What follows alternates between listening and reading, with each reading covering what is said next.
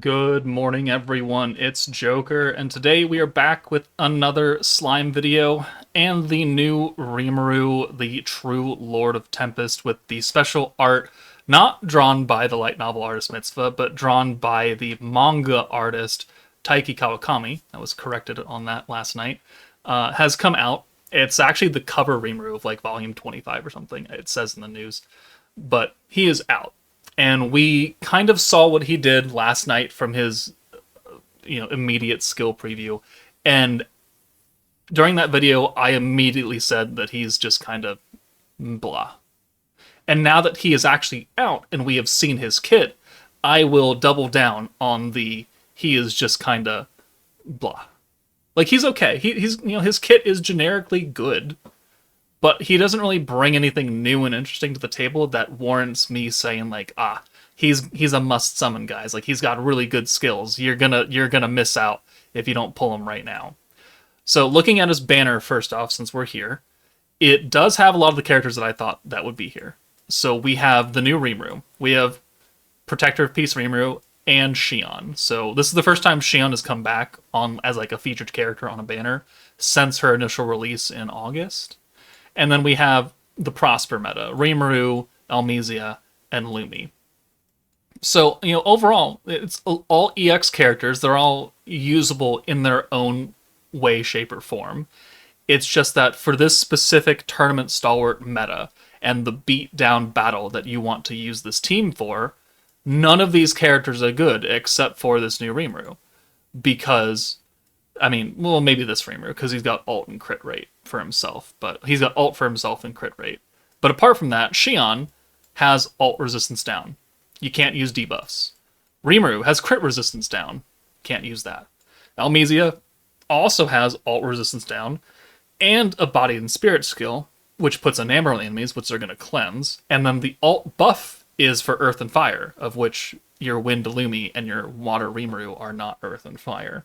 So you can't really use anything from Almizia on this team. And then Prosper Lumi, you can orb change, sure. But then her revive stance gimmick thing, they'll probably yoink that off of you in the beatdown battle. So none of these characters are truly that useful for this current meta with this current Lumi.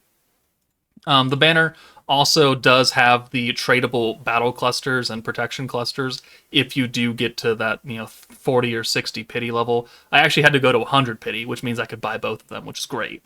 So I got a new character with the new animation, by the way. I saw the new summon animation for this Rimuru, which is great. And then I could spend my 100 pity on these, and nothing goes to waste. So now we're back down to 0. But what is this Rimuru's full actual kit, and why is it just kind of blah? Well, it's because it's very generic, but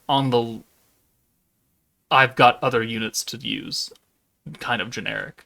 So he does have a support AoE ult, so it's a support ult. It's not going to do a lot of damage. It's meant to help Lumi do more damage with the stacking weakness strike.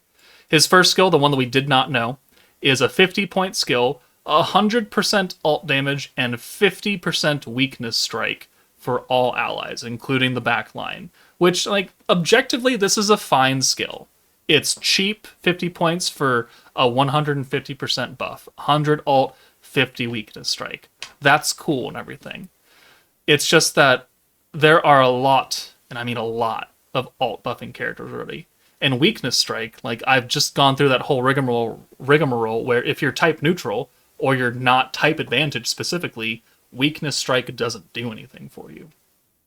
So you can find uses for it. Yes, you're going to nuke traditionally with most of the time a type advantage character, and so this skill would be good for that kit. But I have ult buffers, I have weakness strike buffers. They do a lot more, or they bring a lot other things to the table that I care about, and I'm not going to replace those characters for this Rimuru. And so, if you have the Frieren team, you're already getting weakness strike from maybe Raphael, and you're already getting ult damage from Frieren herself. So it's would I put this Rimuru on the Frieren team? No, because nothing that he does is something that the Frieren team doesn't already do. Second skill is the special convert green and orange to 2 rainbow orbs that you can use 3 times in a fight, which is cool. that makes it so you can eliminate a lot of RNG for orbs 3 times. And it does also come with 20 skill points additional. It's objectively, it's a fine kit. Rainbow orb changing, good. Alt damage and weakness strike, good. But at the end of the day, does that really help you out? Summoning for this unit on the single featured unit banner in a meta that is very, very objectively a skip meta? No.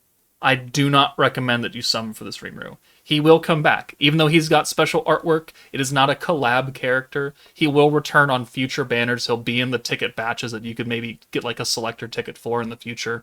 He will return. So be safe in that knowledge. True Attribute Unbound, still a burst team, turns 3 through 5. Valor trait seals body and spirit skills, which can be useful in certain scenarios where you're fighting like an Almesia Lumi team in Valor Cup. The actual trait, extra crit damage for himself if you send 6 blues, which, I mean, cool, yeah, whoop-de-doo. This Rimuru is not meant to do damage, right? He's meant to support other people doing damage, so giving him a damage trait is good if you're going to use him in a support slot, but that would require dupes, and there's no way in hell that you should be getting dupes for this character. So, overall, he's just kind of, he's okay. He's objectively okay, but again, none of his skills really blow me away. None of them really blow me away. Because if we look at, Freyren team is getting weakness strike, getting alt damage. Festive Memories is getting weakness strike, is getting alt damage. Divine General is getting weakness strike, is getting alt damage. ODL is its own little weird half meta. You just use Isis and Kyoko. Sure. Antagonist has alt damage. Has weakness strike from Kyoko. Like, all these teams are set. They have these buffs already. And it's cool that you could take out a character, take out maybe 2 characters and bring in this Rimuru. Yeah, sure. But I wouldn't recommend summoning for just that specific reason. He will probably, honestly, have more use in the future on other teams than he probably does right now on the Stalwart team, which is not something I should be saying about a character that came out an hour and 5 minutes ago. But overall, I just think he's a very easily skippable character because you probably already have characters that do what he does, maybe in a less damaging format. Maybe you don't have a Rainbow Orb Changer. Fine, whatever. You have an alt buffing character, maybe have a weakness strike character. You don't need him. He's not a must-have character, is what I'm trying to get at throughout this entire video. We have this Rimuru at home. And while they might not be maybe as cheap or as powerful, they're enough to get the job done. To where if you're not some sweaty tryhard for Jubilee, it's really not going to make that much of a fucking difference if you have or do not have him. So that's my opinion. His banner, has strong EX characters that are a bit limited, but at least it has multiple EX characters, unlike the actual Prosper meta, which did not have any EX characters on that. So the tables have turned. But, that's it for me. If you're like Joker, I have X amount of crystals, what should I summon on? My question for you would be, 1, do you have the Freyren team, or some version of a Freyren team that can get you by? And if you do, then you should not summon on anything.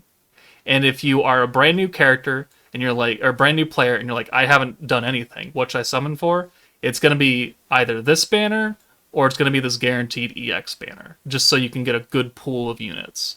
The Lumi and Veldora would be good for like this current month's content, right? But I don't really, Lumi's good for damage. Veldora, he's going to age out very fast. So I think most people should be saving for April 27th or 28th. If you have a team that can get you through all of the early game content, maybe some of the early stages of the beatdown battle, then I would just save. I wouldn't spend your crystals. And it sucks being told to save your crystals because you're a gacha game player and you've got the itch to summon like nobody's business. But you're looking for an opinion, you're looking for advice, and my advice to you is to not spend your crystals on stupid things like this banner. These characters are skippable, they will return, and they don't have a whole lot of super huge value right now. So that's my opinion. If you did summon for this Rimuru because you like the manga art or you just like Rimuru in general, let me know your thoughts in the comments below. But that's it for me, guys. Take it easy, and I'll see you all later.